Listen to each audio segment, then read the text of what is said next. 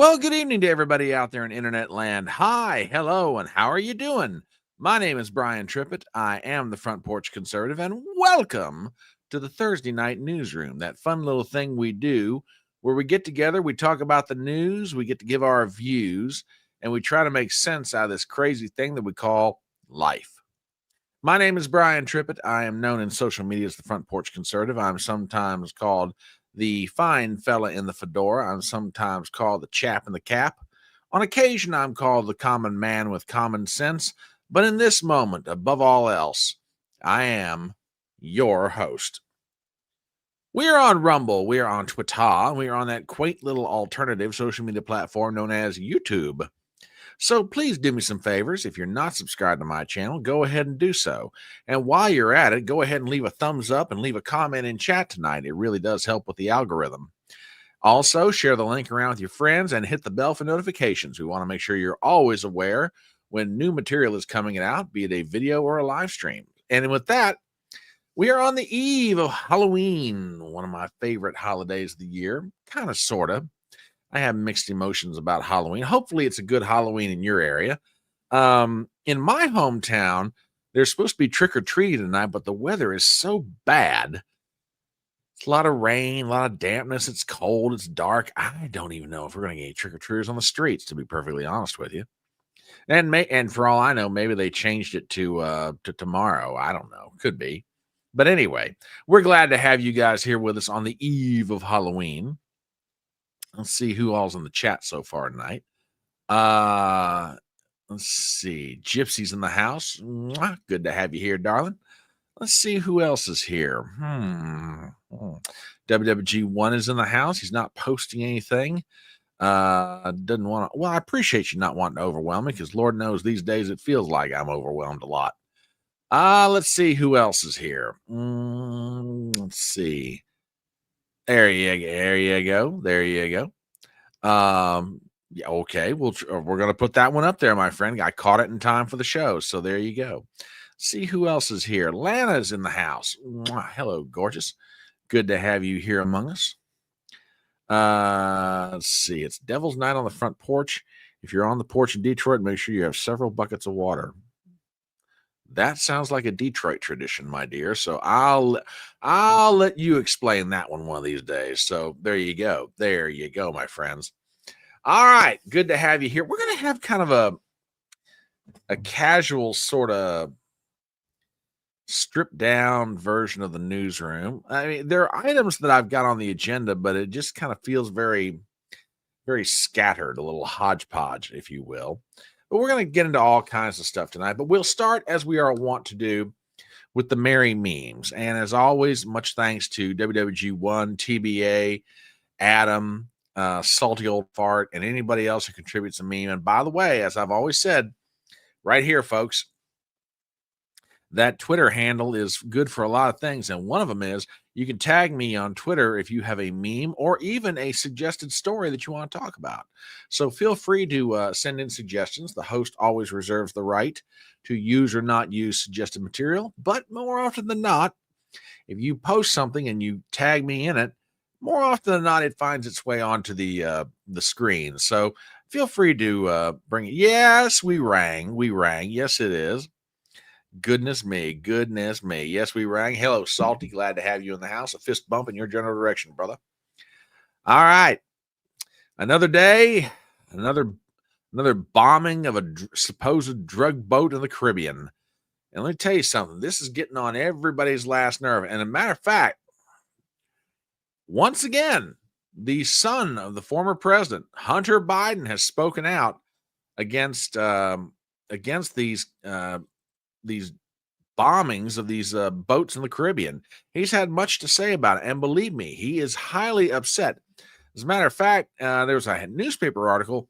He made front page with some of these comments. Did you see this? From the Washington Compost, headline, Hunter Biden furious after Trump blows up another boat full of cocaine. Quote, this is not who we are. This shouldn't be happening to innocent farmers anywhere, says Hunter Biden. You know what? That is I really do believe that is some genuine outrage on his part. And I got to give Hunter Biden credit for standing up for the farmers. I mean, look, Hunter Biden could be taking the easy route, okay? I mean, his dad's out of office. His family's probably never going to get back into politics again. He could be, riding off into the sunset, doing the things that he does, business dealings overseas, etc. But no, instead, he's standing in the fire. He's standing up for what he believes is right. He's standing on his principles. Good for Hunter. Well, yeah, exactly. That's what I'm saying. That's what I agree completely. Good for him. Because daggone it, if you don't stand for something, you're going to fall for anything. And thank God Hunter Biden is standing up for cocaine farmers everywhere. Just saying. Farmers and cokeheads. There you go, darling. Hello. And by the way, I saw your post about day 5 in the sweatshirt. Keep up the good work, young lady. Just keep up the good work.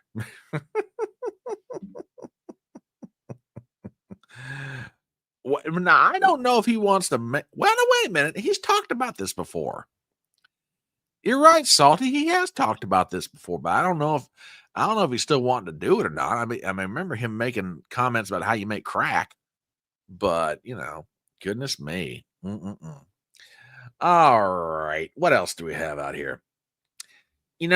I've always said that some memes just speak for themselves, and this again is one of those true moments. I am not even going to do an introduction to this, just except to post it. There you go, folks. We'll just let you take that one in for what it's worth.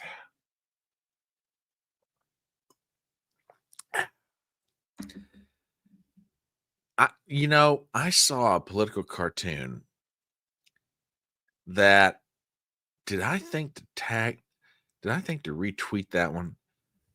Hold that thought, guys. I'm going to leave this up here for a few more seconds. 0 days without outraging Democrats. I believe that. I truly do believe that. And if I can find this real fast, I think I understand why it is Donald Trump manages to enrage Democrats the way that he does. Hang on a second. Yeah, here it is. Here it is. One moment, please. I mean, you look at all these things and you say to yourself, why is it that Donald Trump manages to make all these folks angry the way he does? Hang on. There we go. How is it that he manages to go not one single solitary day and not make Democrats mad at him? Well, basically, it goes something like this. Here's why they don't go a single day without being mad at Donald Trump. And again, I'll let this one speak for itself.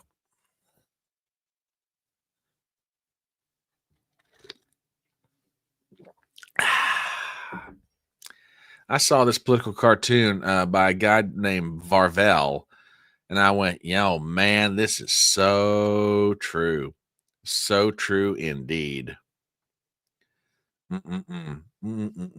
Anyway, yep. Trump doesn't go a single solitary day without making Democrats mad. Why? Well, in part, this might explain it. Just saying. All right, what else do we have by way of contributed memes this evening? Yes. Hey, I just heard a new joke. It's really good. It really, really good. And it goes something like this. A Jewish socialist, a Muslim socialist, and a Latino socialist walks into a bar. Who pays the bill? There's the joke. The joke is that you think anybody's going to pay the bill out of those three jokers. Heck no. Look, they've gotten to where they are without having to pay a single solitary bill themselves. What makes you think they're going to pull out their wallets and pay for a 3-person tab with this bunch? Heck no.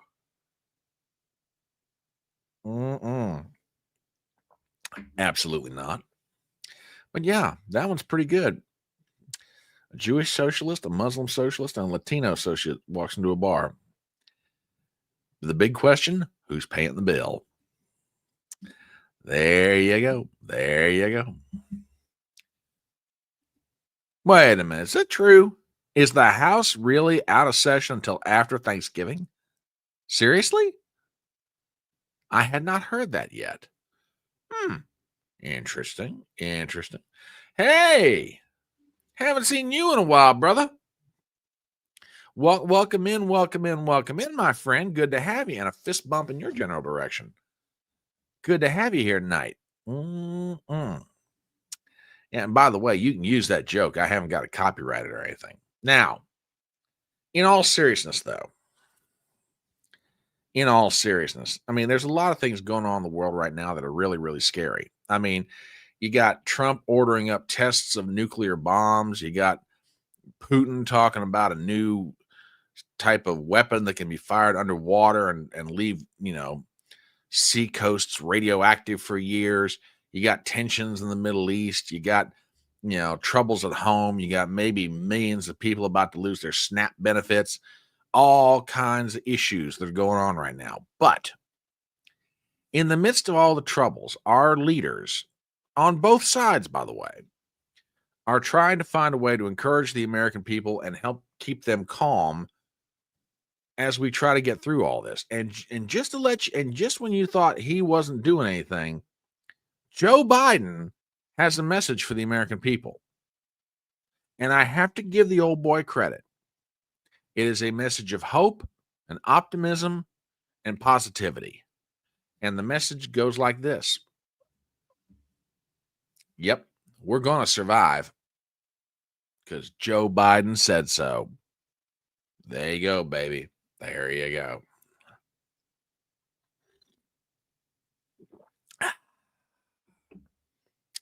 Yep, I feel a whole lot better knowing that Joe Biden believes we're going to make it. Yes, sir. Yeah.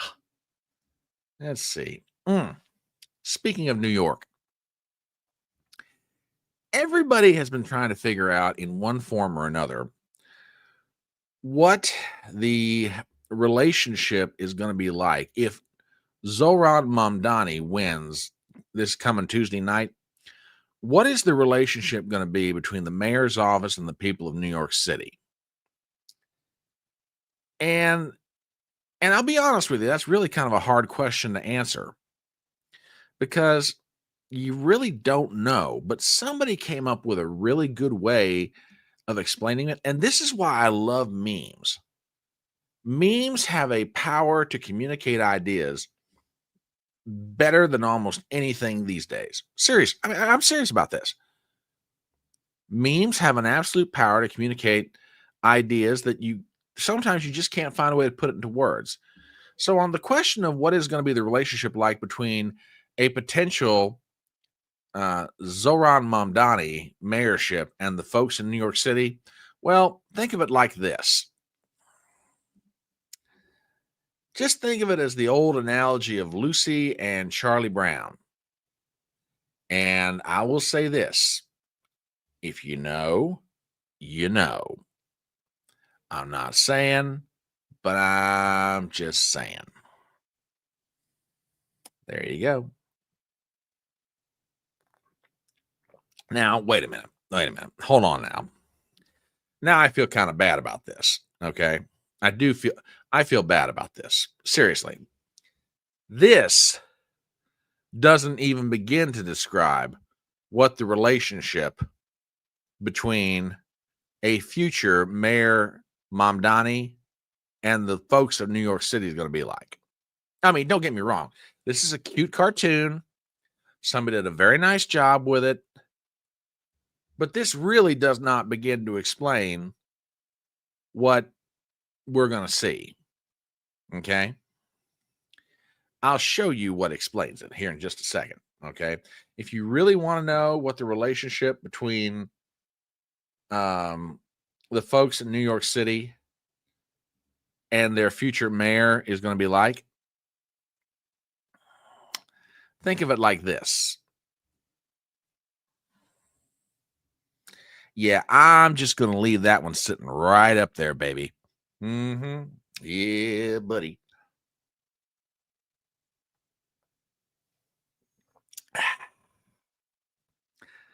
Personally, I don't think this one is too far from the truth. I could be wrong. Hope that I am, but yeah. Yeah. And again, if you know, you know. Oh, well, yeah, I was kind of thinking that, but okay. I grant you that one. I'll grant you that one. I will grant you that. And in all seriousness, I do apologize, and I mean this sincerely. I do apologize to anybody out there in the audience who might be a little bit offended by this one. But it's not too far from the truth in one sense. Anyway, let's see. What else do we have here in the way of the merry memes? Oh yes, it is Halloween, or it's near Halloween. And that sort of begs the question. Um, what are some of the scariest decorations that adults can come up with for Halloween? Or, things you could put around your house that truly, for adults, help them understand? Well, I don't know, but that's pretty good in my book. If I saw three pumpkins that lit up like this, I start getting real nervous. I start getting really nervous.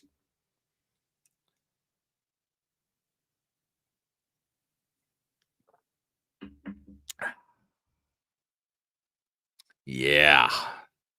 Yeah, buddy. Mm-mm. All right. One more, and then we're going to start getting into. Well, no, okay, okay, yeah, okay. Well, okay. I just want to make sure. I just want to make sure I'm cool with my audience. But thank you for clarifying. I appreciate that. Yeah, I'd have covered my eyes when you. I'd have covered my eyes on that one too. I almost did, and I'm the one showing it. Anyway, now it's always encouraged that you should find a way to incorporate your pets if you have them. It's always encouraged that you find a way to incorporate your pets into most, if not everything you do, because they are a part of your life, right? Well, that said, are there really, should we really try to incorporate them into everything? And if you're wondering what I'm talking about, watch this. Like I said, I bet you the downward facing dog is really good on that one.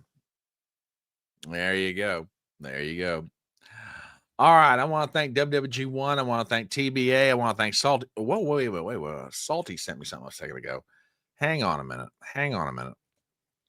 Can't totally say thank you yet because we might have one more. One moment, please. Oh, that's funny. That is so funny. And I know just where I'm going to use that. Salty, thank you so much for that one. But we'll get to that momentarily. All right. Again. Oh, you want that link in chat? Oh, for the dogs? Hang on a minute. Oh, okay. So you want that link in chat. Okay. All right. Hang on a minute. Let me get my hands on it. Pretty sure I know which one that is. Yeah, here it is. I think this is it. One moment, please. There it is on the Rumble side, and here it is on the YouTube side. All right. Okay, there you go, brother. And never let it be said that your YouTube watching ever goes to the dogs.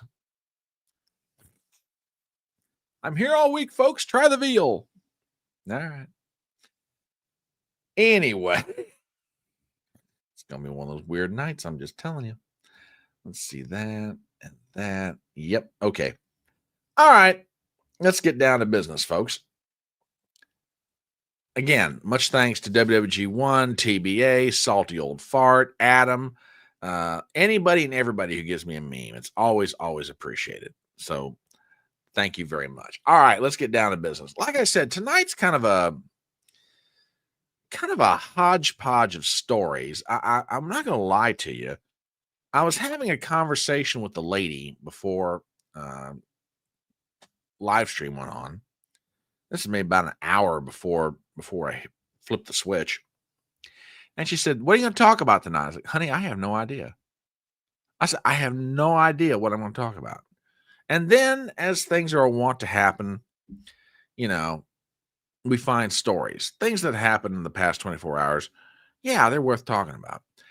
Did you guys happen to see J.D. Vance's appearance at the University of Mississippi the other night as part of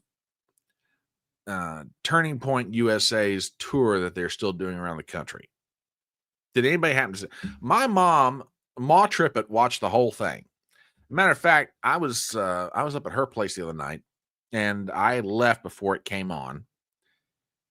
And she called me just as I was walking through the door. Now, between leaving her place and my walking through the door, there were about two or three stops, and a bunch of things to do. Well, no sooner had I got home, she gave me a call and said, "Did you see JD Vance?" I was like, "No, I didn't. Why? What's going on?" "He was down in Mississippi, and boy, was he good." And I went, "Really? Did you see any of it?" I was like, "Well, unfortunately, no. I just got through the door." "Oh, you could have had a lot of things to talk about on your live stream." I was like, "Well, thank you, Ma Trippett. I appreciate that." And she's right. I mean, I would love to go back and watch the whole thing if time allowed me to. But I've got a couple of clips. A lot of people look to JD Vance as the potential heir apparent of the MAGA movement. And I can't say that's necessarily an incorrect assumption. I mean, by and large, and again, when he starts articulating the policies that he wants to see enacted, that's going to be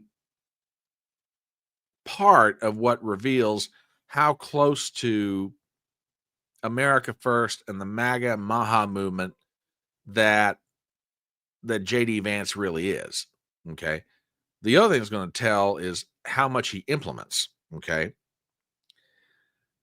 No, he's not. He is not going to run for a fourth term. No, it's not going to happen. Okay. No. Truly. Anyway. But JD Vance was down at University of Mississippi the other night, and I got a couple of clips I want to play for you guys. And like I said, a lot of people are looking to Vance to be the heir apparent, not just to Donald Trump, but to the leadership of the MAGA movement. Well, if last night was some sort of an audition, then you can make a pretty good argument JD Vance passed with flying colors. Because one of the best things I've ever heard said about JD is he's Trump's policies with all the articulation you ever hope for. Let me give you a real good example here. I got a couple of clips, and this first one asks him a really interesting question. And the clip runs about 2 minutes. As always, give me a sound check. Let me know if everything's coming through okay. But I want you guys to hear this and just tell me what you guys think. I want to get your reaction to it. So check this out. I'm just wondering, well, it's not necessarily something you did wrong, but it's what could someone else do wrong? Let's say we get a complete tyrant in office, and let's say Turning Point USA is having a huge protest against, something really bad that we don't like, and let's say he's, a president is saying that it's getting violent. How can we, I'm trying to think, my mind's kind of blank. What is the difference between what you're doing and how could we prevent someone from abusing that power? That's a pretty good question, and thank you. I appreciate that. It's a really good question. I mean, what should we do in the face of that? How should we respond to something like that? Okay, so here's Vance's answer, and again, I think this is pretty good. Check it out.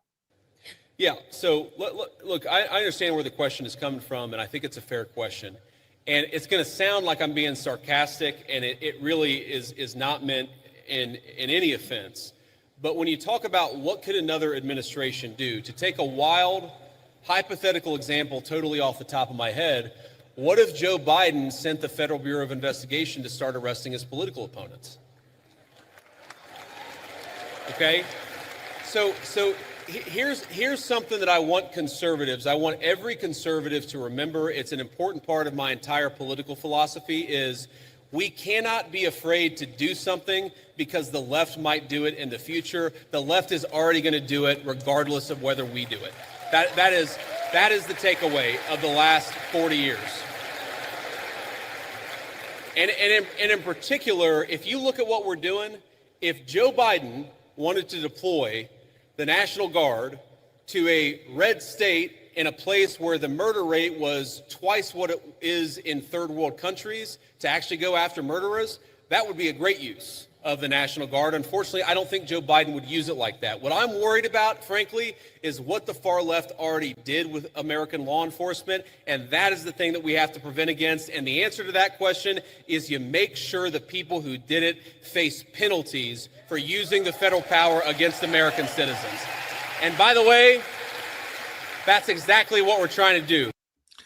I'll take that one step further, Mr. Vice President.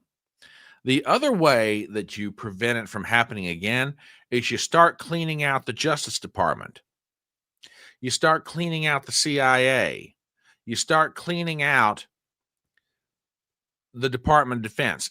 Go after the institutions. I understand the argument that says, okay, let's go get these guys who've done wrong. Agreed. I don't disagree with that at all. But in part, the reason that they're able to do that is because they are embedded deeply into these institutions, particularly Department of Justice, CIA, Department of Defense. I mean, think back to Donald Trump's first term. Where was most of his headache coming from? The bureaucracy.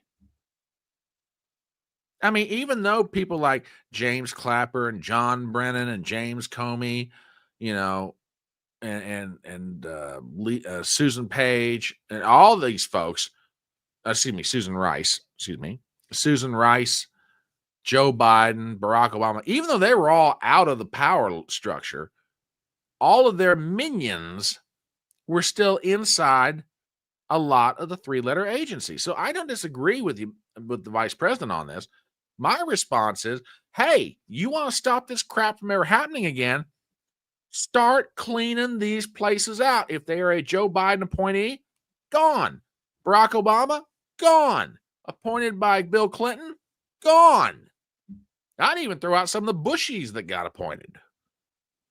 Just start cleaning house. Reduce the size of the CIA and the Department of Justice by a third each. But anyway, in that clip, articulate, to the point, making a pretty good argument. I love it. Yeah, exactly. That's what I'm saying. I mean, look, do I think that if J.D. Vance were elected president, do I think he would do it the exact same way that Donald Trump has? No. As a matter of fact, I don't want him to. I want him to be his own man. Okay. Do I want him to, stand up for and advance the principles that his voters put him in office for? Yes. Totally. Okay.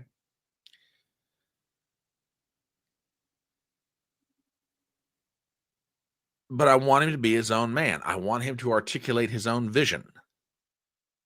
I want him to enact policies that move the country forward and make life better for the average citizen. That's my thought on the matter. All right, we got one more clip from J.D. Vance's appearance at Ole Miss. And this one, man, if you thought the first clip was good, you're going to love this one. Before I do that, though, Lana says, we also need to seriously start impeaching some of these activist judges. Congress can do that. And they say, I don't disagree with you at all.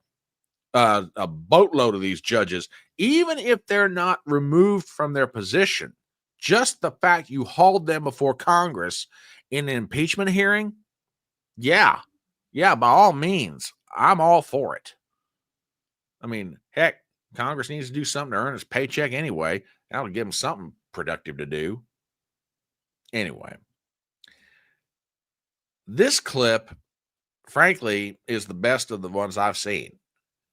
And it runs about a minute and a half, but it's worth every bit of it. And with that, I hope you enjoy it. When you talk about too many immigrants here, when did you guys decide that number? Why did you sell us a dream? You made us spend our youth, our wealth in this country and gave us a dream. You don't owe us anything. We have worked hard for it. Then how can you, as a vice president, stand there and say that we have too many of them now and we are going to take them out to people who are here rightfully so by paying the money that you guys asked us?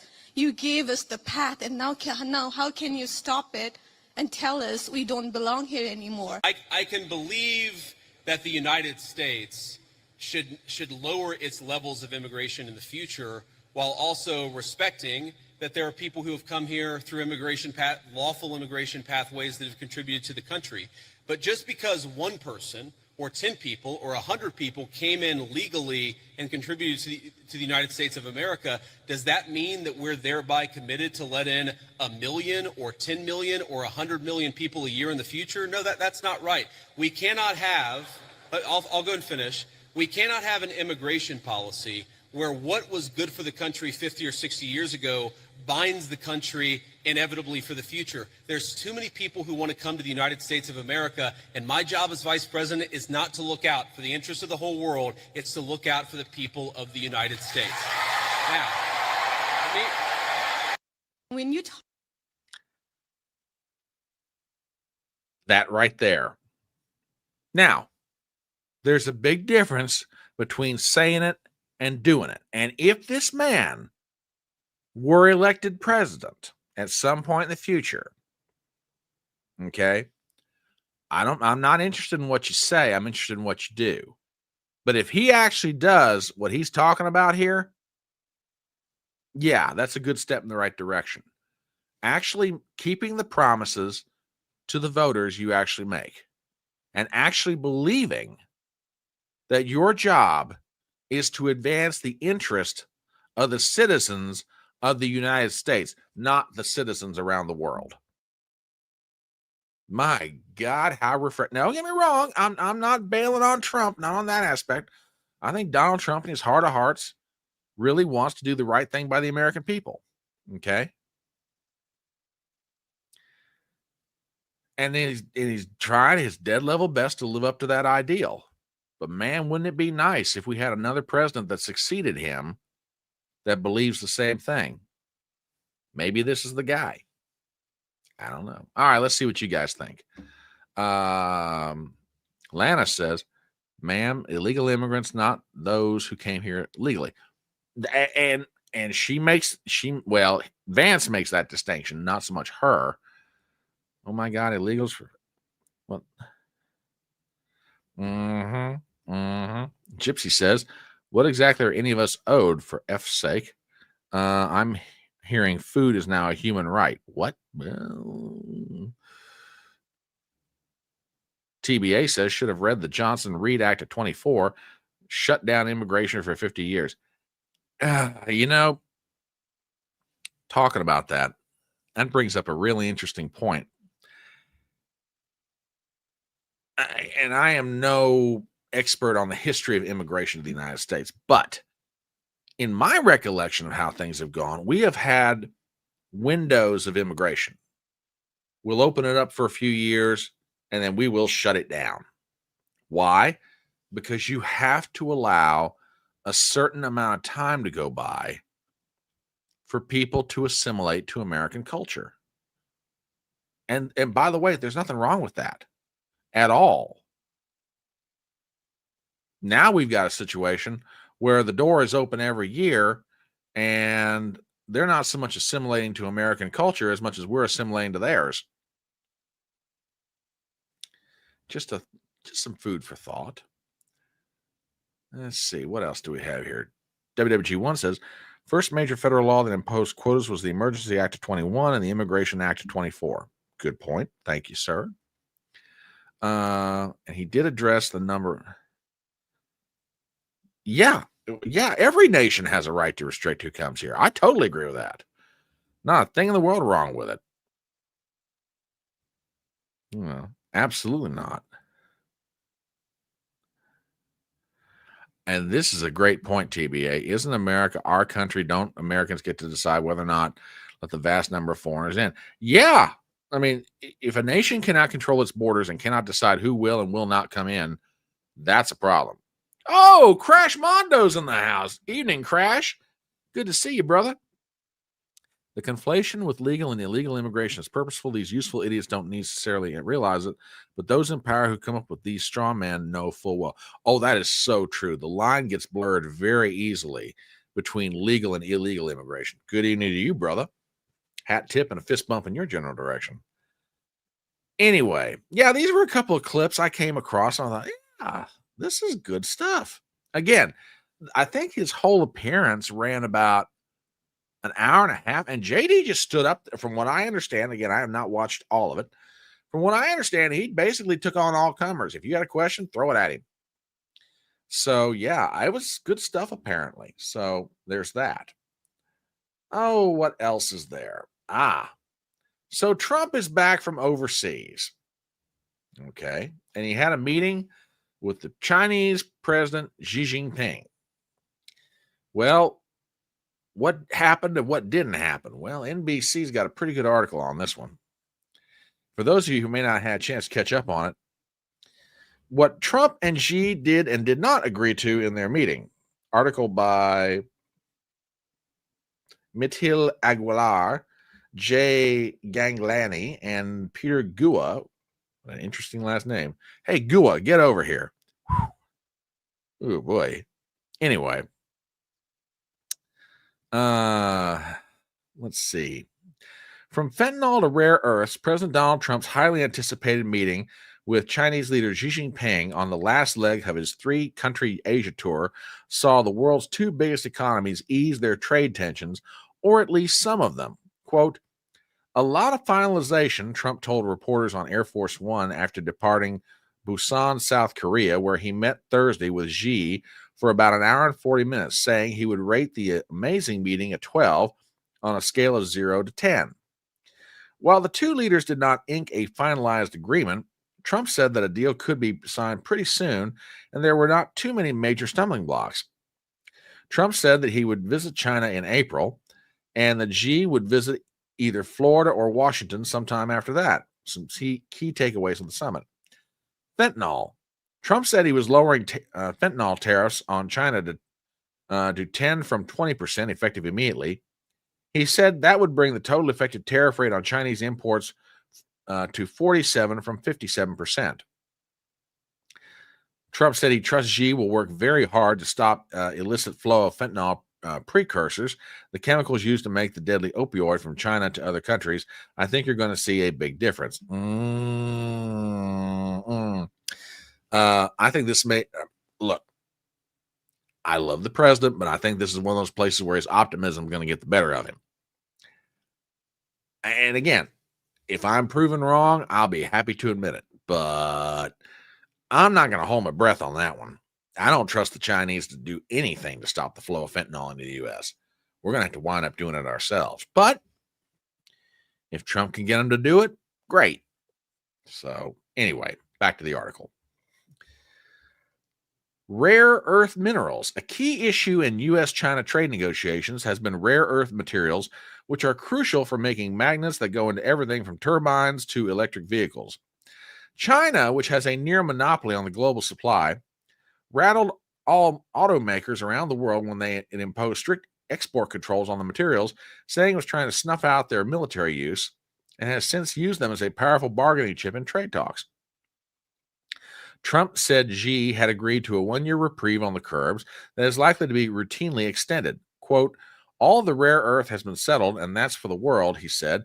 A White House official standing alongside Trump said the president and Xi had come to an understanding and that China is not going to impose rare earth controls that they had proposed.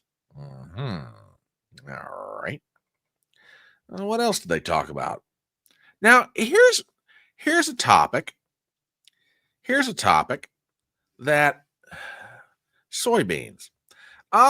Brother, have a good night, sir. Glad you got to stay with us for a little while. And you be safe out there on Halloween, young man.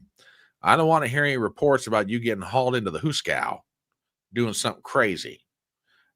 Especially if WWG1 tries to talk you into it. I'm not saying, but I'm just saying. You gotta watch that cat. Anyway, you be safe on Halloween, my brother. All right, soybeans. Trump said China, which resumed purchase of U.S. soybeans ahead of the meeting after having boycotted them for months, would purchase large, tremendous amounts of soybeans and other farm products. Treasury Secretary Scott Bessent said that China would buy 12 million metric tons of soybeans from the U.S. between now and January as part of an agreement to purchase 25 million metric tons annually for 3 years. The halt in purchases from China, the biggest market for U.S. soybeans, has been a major pain point for American farmers who have been pressing the Trump administration to resolve the issue. China had not purchased any American soybeans since May. Sourcing instead went from South American countries such as Argentina and Brazil. Now, here's a subject I do not understand why they got into this: Ukraine. Trump has long vowed to broker an end to the war in Ukraine, but after facing resistance from Russia, he has turned to the Kremlin's closest partners for help, China and India. Well, I don't know that I'd say that he was turning to India for help. He's trying to browbeat India, but that's a whole other subject. The U.S. and China will, quote, work together on ending the war between Russia and Ukraine, with Trump said, adding, Ukraine came up very strongly. We talked about it for a long time. We're both going to work together to see if we can get something done. Taiwan and NVIDIA. When it came to the American artificial intelligence giant NVIDIA, which on Wednesday became the first company to be worth $5 trillion. Wow. $5 trillion. That is amazing. Trump said there were no discussions as to whether the U.S. would further relax its export curbs to allow the export of NVIDIA's latest chips called Blackwell. Interesting. So, all right, I want to back up for a second on something, and this has been irritating me for a while, and I don't understand why Trump's doing this. So, and this is going to be a little bit off topic, so forgive me in advance, okay? Why in the world is Trump going and talking to anybody else about getting help into the Ukraine war, except going and talking to the Ukrainians? Now, here's what I'm getting at. And by the way, these observations aren't necessarily original to me, but I got to tell you, I kind of agree with it. But before I do, hello, Zippy, you son of a gun. Or let me pat you on the back as a cat should. Why is Trump talking to anybody other than the Ukrainians? Now, here's what I'm getting at. And again, this isn't necessarily original to me, but I agree with it. Trump is trying to apply all the pressure on Russia. Russia's not his problem. Trump's problem in getting a deal done on Ukraine is Ukraine, more particularly Zelensky. And not just Zelensky, the leaders of Europe, Western Europe in particular, the French, the Germans, and the English.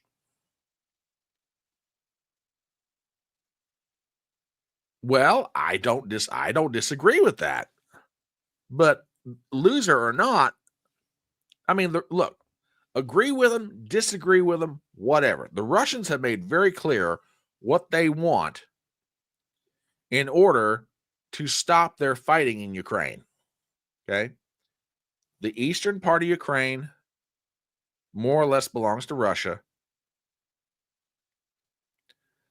Ukraine can never become part of NATO. No NATO weaponry in the country, etc. They've been extremely clear about this. They're not mincing words. They're not They're not changing position. They've been extraordinarily consistent. Again, you can say they're right, they're wrong, whatever. Okay. Why doesn't Trump just look at Zelensky and go, okay, here's the deal. You're going to take it or leave it. And if you leave it, we're leaving you. No money, no weapons, no nothing. That's all he does. He does that. This war comes to an end like that. Oh, there are major geopolitical concerns. What geopolitical concerns? What the heck are the British, the French, or the Germans going to do to the U.S. right now? They don't have any money. They don't have any military. They got nothing. Everything they are right now, economically, militarily, or otherwise, is due in part to us. What the heck kind of leverage would Western Europe have over America if we walked away from the Ukraine war? Nothing. Not a thing. Yet Trump's going around to India, Trump's going around to China, Trump's going to everybody else to try to get them to help him apply pressure to Russia. And again, I'm not trying to stand up for Vladimir Putin or the Russians in this necessarily. But here's the other consideration. And I'm sorry, I know I'm sidetracking here, but just it's been on my mind lately. Reports are coming out all the time that the Russians are advancing everywhere they want to go in Ukraine. As a matter of fact, there's a report right now. They've got a multiple battalions of the Ukrainian army surrounded at various places, I think to the tune of about 10,000 men. I think it's in the town or an area called Donetsk. And it's now to the point, Putin is like willing to suspend military action for like X number of hours for Western journalists to come in and see what's going on for themselves and find out whether or not he's offering reasonable terms of surrender to these soldiers that are surrounded. My point is this. If Trump does not take the off ramp, there will be no leverage for him. In other words, if the Russians keep advancing all of their military objectives, they keep an objective, they achieve it. An objective, they achieve it. In other words, they keep advancing on the battlefield. Then what leverage is Trump going to have in a negotiation with the Russians? He won't have any. The Russians will have all the territory they want. And if Trump says, you need to stop, they're like, okay, we'll stop, but we've already got everything we want. I just don't understand why Trump is applying all the pressure to the wrong people. His problem in solving this is not Vladimir Putin and the Russians. His problem is the Ukrainians. Anyway, sorry, I'm ranting a little bit, but it just every time I hear Trump talking about, testing nuclear weapons or our nuclear submarines or we got the most warheads in the world, which by the way, we don't. I want to just scream. Makes me so mad. And I love the guy. I genuinely do, but he is screwing this up. Either because he's getting bad advice or he's just genuinely ignorant. Well, I don't know that they've got anything on him as much as he's either being played or he just doesn't, or he's just ignorant. One of the two. Either he's ignorant of the situation or he's being lied to. And maybe it's both. I don't know. But he could have had a deal done in March. All he had to do was look at Zelensky and go, and he told him, you don't have the cards. You don't have the leverage. You got nothing here. Take the deal the Russians are offering you. End this. And he keeps letting this thing hang out there.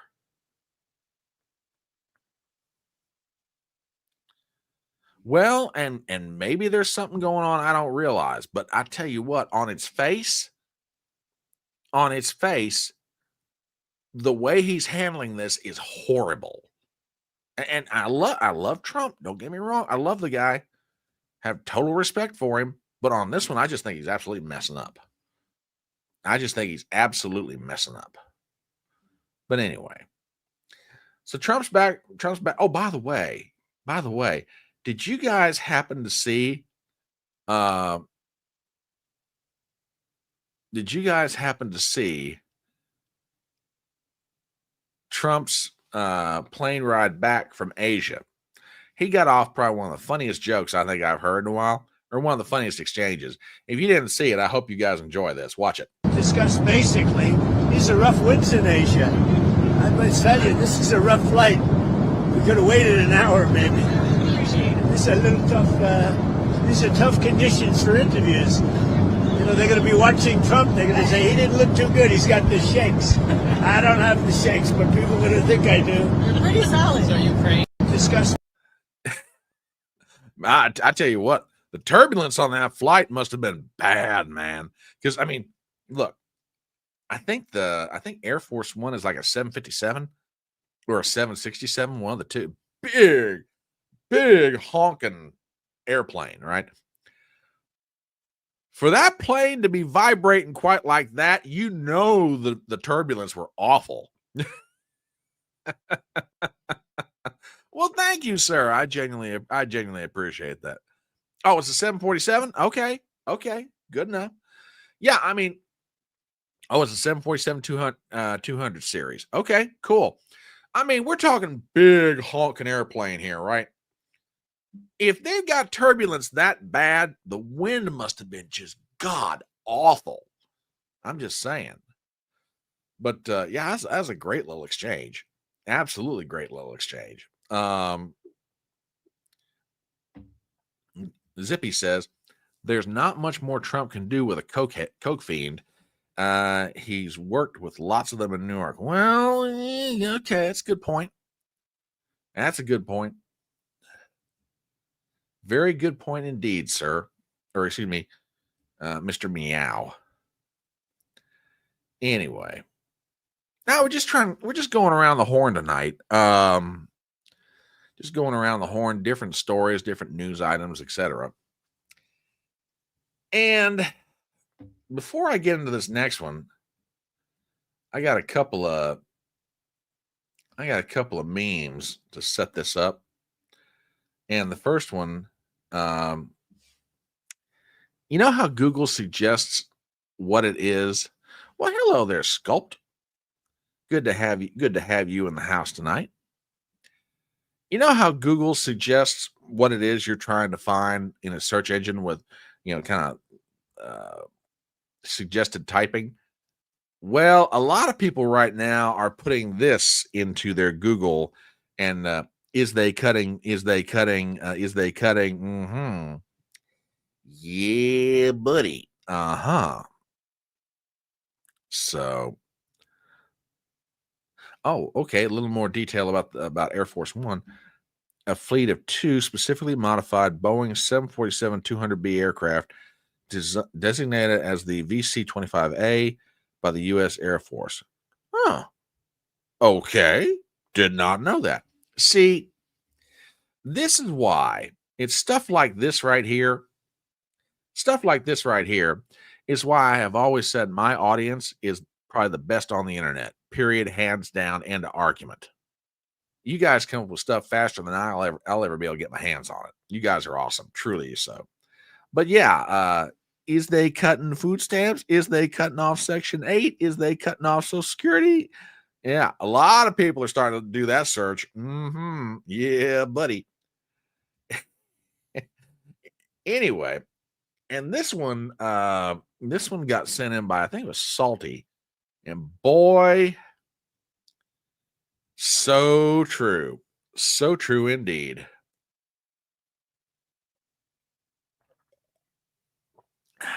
Now, if you're wondering what is being referred to in all this, and I'm sure you guys have heard about the story by now,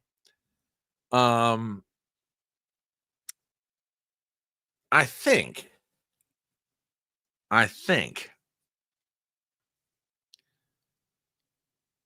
we may be at the pressure point that if the government shutdown is going to end, it might be over this issue. Before we get to it, Mr. Scott Awesome's in the house. How are you doing tonight, sir? Boom, fist bump in your general direction. If you're wondering what I'm talking about, from CBS News, SNAP funding is set to lapse on November 1st, leaving recipients empty-handed. Here's what experts say. Article by Mary Cunningham at CBS. The prolonged government shutdown is putting millions of Americans at risk of missing their November food stamp benefits, a vital lifeline for low-income households. The U.S. Department of Agriculture, which oversees the SNAP program, said in a memo Sunday that no benefits will be issued on November 1st, leaving the program's roughly 42 million beneficiaries uncertain about how they'll pay for groceries next month. SNAP recipients receive an average of $187 a month on a prepaid card, and many families rely on those benefits as their main source of money for food. Many of those registered with the program are asking if they will still be able to use the remaining dollars on their cards once funding is suspended, and if they'll receive their November benefits retroactively should lawmakers reach a deal to reopen the government. With just days to go before a potential suspension of SNAP, here's what to know. Will current SNAP benefits roll over to November? While SNAP will not be dispersed as scheduled in November, program recipients can still use existing funds on EBT cards to make their purchases. If someone enrolled in the program hasn't spent all their money, for example, those benefits would roll over into November. Some states are advising recipients to use the remaining food stamp money wisely, given the stalemate over funding to the federal government. Quote, if you have remaining balances from previous months, we encourage you to plan your shopping carefully and purchase essential food items when needed. Will SNAP recipients get paid retroactively? USDA hasn't indicated whether SNAP benefits will be paid retroactively once the government shutdown ends. Okay. Quote, it is our understanding that SNAP benefits will be issued retroactively when the shutdown ends, said Lisbeth Ginsburg, a managing attorney in the welfare unit at Greater Boston Legal Services. Federal rules governing the food stamp program stipulate that SNAP recipients are entitled to their benefits and that they should receive them if there is a disruption, said Gina Platonino, interim SNAP director at the Food Research and Action Center, a non-for-profit focused on ending hunger. Now, here's the question that I've had. Can states step in to fund SNAP? While SNAP is a federally funded and overseen by the USDA, each state is responsible for administering the program to its residents. Some states are taking action, with Democrat lawmakers arguing Agriculture Secretary Brooke Rollins to tap into an estimated $5 billion in contingency funds to cover SNAP benefits next month. On Tuesday, a coalition of officials from 25 states and the District of Columbia sued the Trump administration over suspension of benefits, arguing that it is unlawful. The lawsuit notes that it would mark the first delay in SNAP benefits in the program's history. And this is a chart, shows the share of population receiving food stamps. Oh man, look at New Mexico. Ay, Chihuahua. Yikes. Oregon, 18%. Nevada, 15%. Nevada surprises me. That surprises me that that much of the population is receiving food stamps. Colorado's at 10, Arizona's 11, California's about 14. Illinois is almost 15%. It's interesting. West Virginia's about 15. Interesting. Very interesting. But man, look at that. New Mexico, 21.5% of their population are receiving food stamps in one form or another.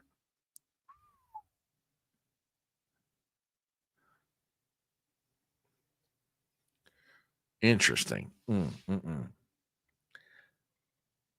In recent days, several states have pledged to step in to ensure SNAP recipients can afford food in November. Their approaches vary, with some states promising to dispatch troops to support food banks, while others are allocating funds for general hunger relief. Louisiana Governor Jeff Landry signed an emergency declaration on October 24th intended to fund SNAP benefits for people who rely on the program, while Vermont lawmakers on October 29th approved a plan to cover its residents' food stamp benefits through November 15th.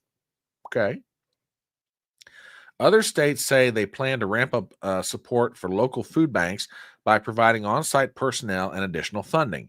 California Governor Gavin Newsom said last week he would deploy National Guard troops to assist food bank operations and fast track $80 million to keep the state's food banks stocked. In New York, Governor Kathy Hochul said she's providing roughly $30 million in state funding to support 16 million meals. That's roughly 3 million people in New York are on food stamps. Okay. All right. Well, all right. Hang on a second. Let's see what you guys got to say about this. I don't care for this map. The county breakdown one is better. You can see all the Great Plains counties are native in that region. Okay. All right. All right. Interesting. All right. What else are you guys saying? The state with the most immigrants per capita. What a surprise. Let's see. Now that's possible. And that is the scary part.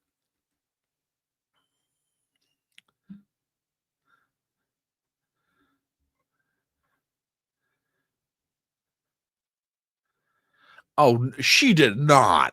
She did not say this. Seriously? Seriously. Now, I mean, I know you wouldn't lie to me, girl. I know you wouldn't lie to me, but that's if she really said that, oh boy. Although I gotta give her props. If she's willing to go out in the woods and shoot a raccoon, I'm just saying, you know.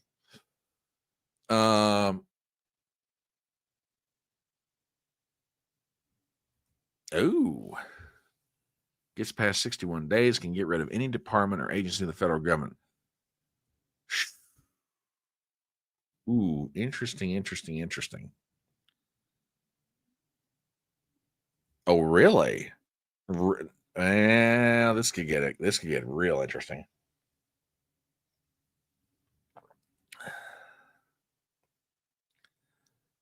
All right. So yeah, that's where now look, I'll just give you my take on the matter, okay? Just for what it's worth. Okay, November 1st comes. There's no SNAP benefits that refresh on these cards. Okay. The states are going to step in and do something. Now, what they're going to do is going to depend upon each state. I think I do agree. There is a potential for a lot of violence over this. I think that is absolutely true. So, oh, wait. Is this is what she said? Whites in Appalachia will eat raccoons and squirrels, and they're not concerned about no SNAP. Well, she's not wrong. I don't know that I go so far as to eat a raccoon. Squirrels, yes. In my recollections as a kid, I have eaten squirrel meat. But, okay, well, that's true. I agree with that. They can't refill the digital cards, but I don't think the states are going to let people go hungry. As much as they possibly can, they're going to do something. Now, and that also says something else. And again, give me your guys' take on this, okay? And again, thoughts not necessarily original to me, but I can understand where it's coming from. And I'll give props to Aaron Imholt from Steel Tone Morning Show. He made a real good point. This might be a really good, what's the word I'm looking for here? This might be a really good test of how much we do or do not need government. What I'm getting at is this. Now, what if we get through this thing and we realize, hey, we can band together at the state and local level to feed our people? Because, I mean, now don't get me wrong, I'm not sneezing at $187. I'm saying that is real money. I'm not saying it's not important to people.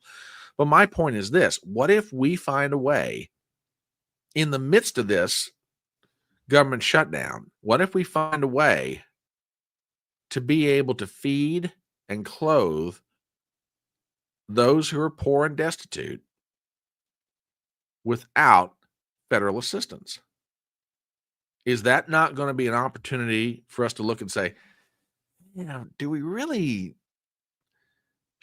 have this program? And again, I don't want to see anybody go hungry, so don't get me wrong here. I'm not trying to be a hard-hearted Scrooge about this.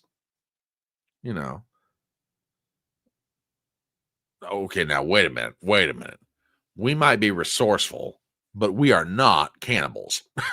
Okay, look, I speak for Appalachian culture here. We are extremely resourceful. We ain't cannibals. Okay, I appreciate the vote of confidence, but just to clarify, we are not cannibals. Just saying. Oh, really? Betting odds are saying that shutdown ends November 21st. Now, I wonder why they come to that number. Just curious. Interesting. But yeah, I mean, this is going to be, don't get me wrong. I just think maybe there's some silver lining in all this somehow. Possibly. I don't know. But I will say this.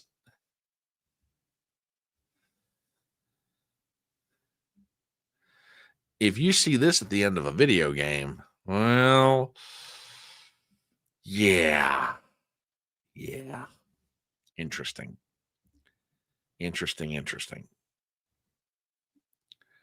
All right. What else do we have here? Oh. Really? You think so? You think it'll go that long? Man. Really? And that would go to your theory.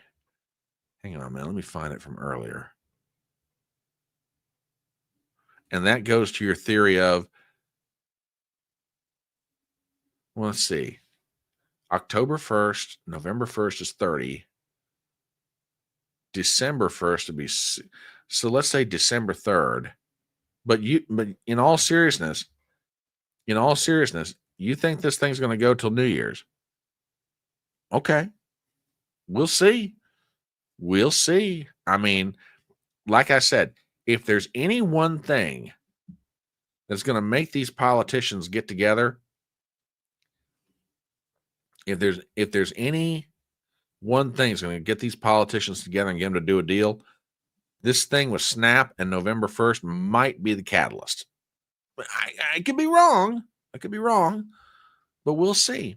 We will absolutely see. And the work. Here's the kicker to it. It's reaching the point now. The labor unions are telling the Democrats end the shutdown. The Washington Post is coming out telling the Democrats, you guys need to end the shutdown. Everybody is saying, hey, they don't blame the Republicans for this. They're giving you a clean CR. They're giving you a clean continuing resolution. And you still won't vote for it. So, anyway, on a completely unrelated note, did you guys happen to see what's going on with Prince Andrew? Now,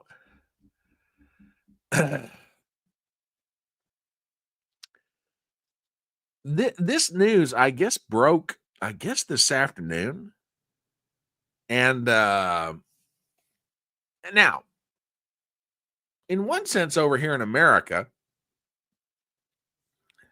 it doesn't necessarily affect us.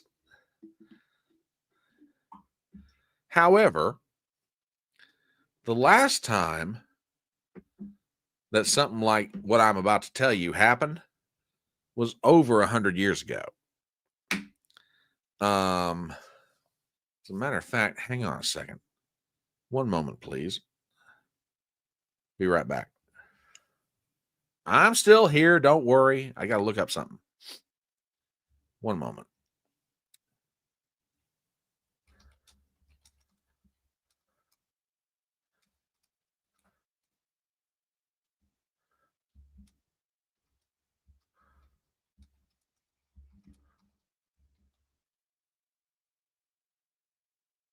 Ooh.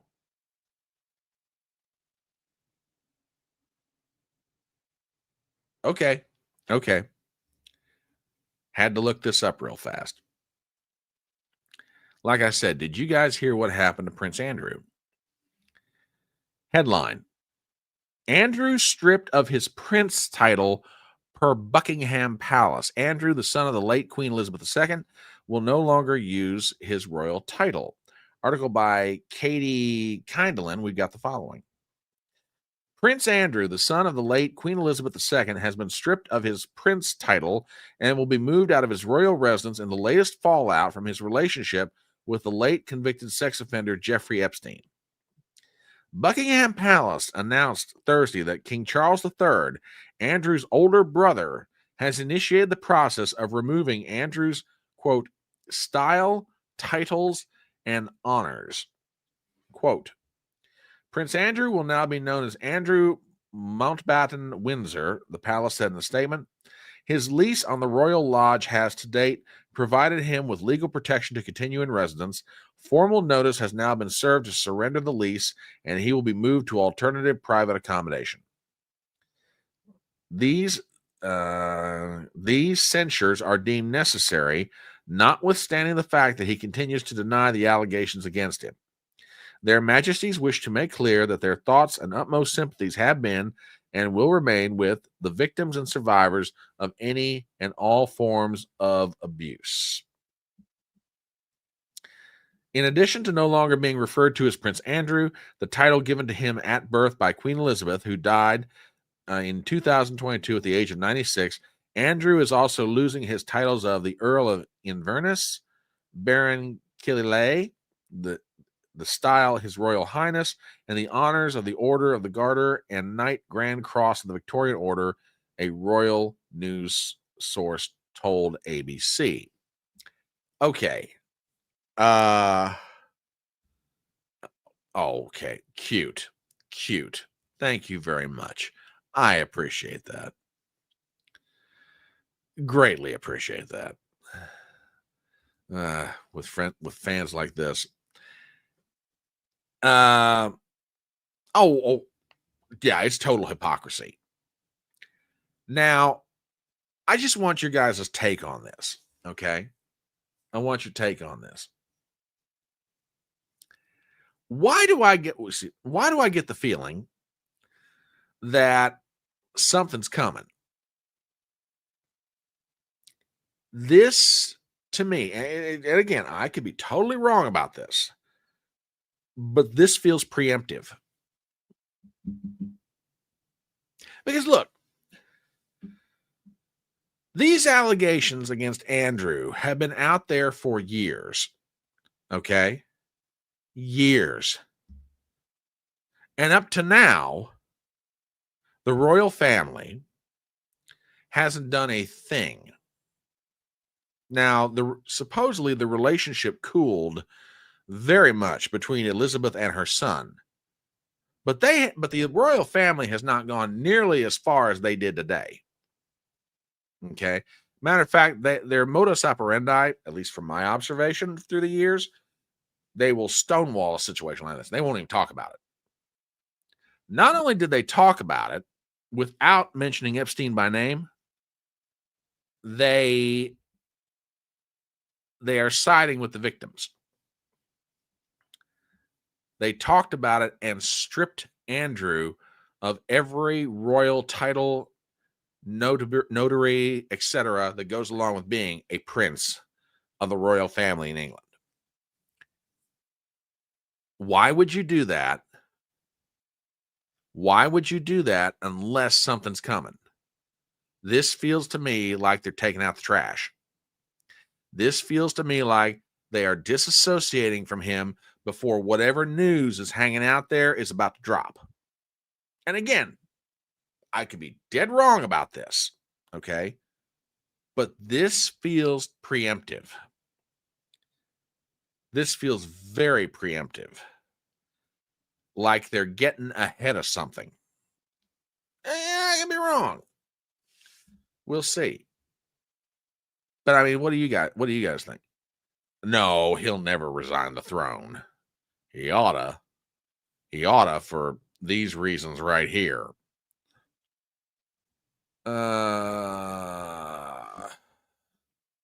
Queen Elizabeth held on so long because she knew Charles wasn't ready. Well, that's true. I don't disagree with you there. Yeah, I guess they really did want him out of the lodge. Well, I mean, that's a fair question. Zippy, that's a completely fair question. And I have no idea on that one, brother. No idea whatsoever. You know. Well, I mean, okay, that's true too. But if so, a distraction from what? I mean, I mean, look, the news broke this afternoon. Any number of different theories by themselves could be correct, or maybe even in combination. I'm just saying I find this interesting. Like I said, up to now, the royal family has been stone silent about all this. Or if they haven't been stone silent, they've said very little over the years. This to me feels like, and again, could be wrong, this to me just feels like they're being preemptive. They're getting ready for something that's about to drop. They're disassociating all titles. They're throwing him out of the royal lodgings, whatever. They know something's coming. And they're trying to get ahead of it.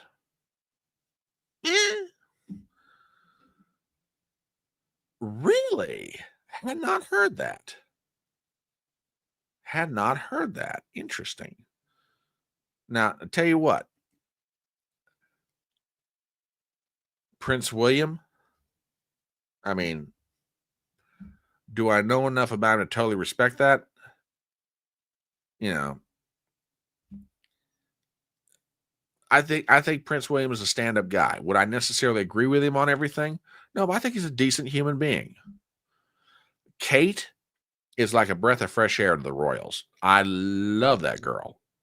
And again, I don't necessarily follow royal goings on all that much, but she seems like she's a good representative of a very old tradition in British life.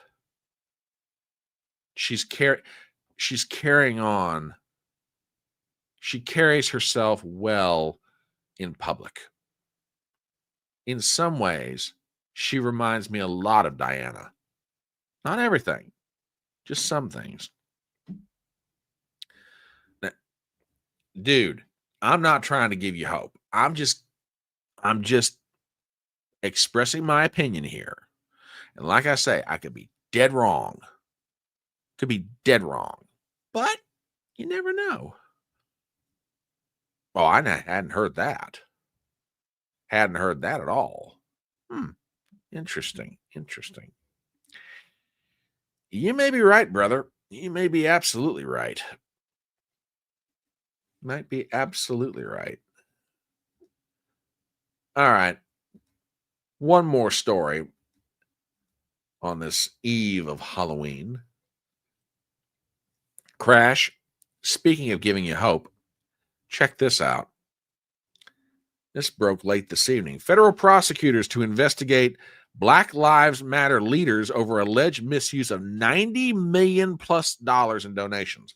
Probe focuses on foundations handling of funds collected after George Floyd was killed in 2020. He wasn't killed. He died of a fentanyl overdose, but oh well. Oh, I'm sorry. Did I say that out loud? My apologies. Federal prosecutors are investigating whether senior leaders of the Black Lives Matter organization defrauded donors who contributed tens of millions of dollars during the 2020 protest. Two sources familiar with the probe tell Fox News. The Associated Press first reported that the Justice Department's ongoing inquiry is focused on the foundation's handling of donations collected in the wake of the George Floyd killing. overdose death, when the group saw a surge of more than $90 million in contributions. The probe is being led by the U.S. Attorney's Office for the Central District of California in Los Angeles, sources said. Investigators have issued subpoenas and executed at least one search warrant in recent weeks as they examine whether foundation leaders or related organizations improperly managed charitable funds. The scope of the probe remains unclear, and no criminal charges have been filed yet. The Department of Justice declined to comment. Fox News has reached out to Black Lives Matter. According to the AP, the investigation began during the Biden administration, but has received renewed attention under the Trump administration.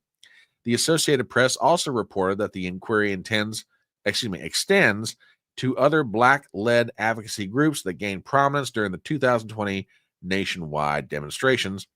The Black Lives Matter Global Network Foundation said in a statement to the AP that, quote, it is not a target of any federal criminal investigation and remains committed to transparency and accountability. $90 million they're investigating. Ooh. And again, let's see what happens. Let's see what happens, my friends. All right. That's everything I've got for the evening. But before we depart, our good friend WWG1 found something, and I'm going to share a little bit of it with you. And like I said, we're on the eve of Halloween. He found something and he sent it to me, and I had not heard this piece of music in a long time. But as we start to go out the door, I want to play you a little bit of something. There was a composer, Saint Saëns, who composed a piece of music called The Dance Macabre. And folks, I hope you enjoy this as much as I've always enjoyed it over the years. Check this out.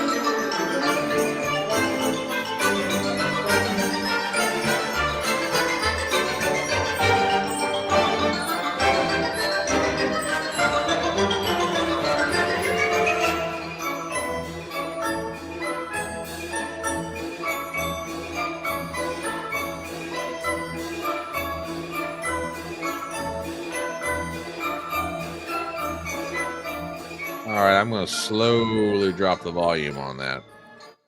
That is a beautiful piece of music. If you've never heard it before, I dropped the link on the YouTube side and I dropped the link on the Rumble side. I really recommend that you listen to it. All right, folks, we're going to bring this train into the station. I want to thank you folks for hanging out with me this Thursday night. It's been a load of fun as always. As we start to wrap it up, please do me some favors. Hit the like button, leave a comment in chat.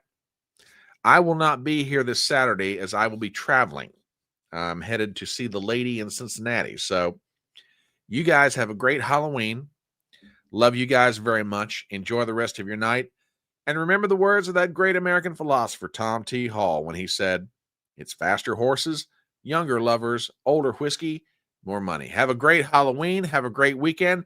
We'll see you guys Tuesday night. That is correct, ma'am. No brunch this Saturday. So I will give the lady your regards, WWG1. I will do that indeed. All right. Happy Halloween. You guys have a great rest of your week. Have a great weekend. We'll be back Tuesday night. Love you guys very much. Faster horses, younger lovers, older whiskey, more money. See you later.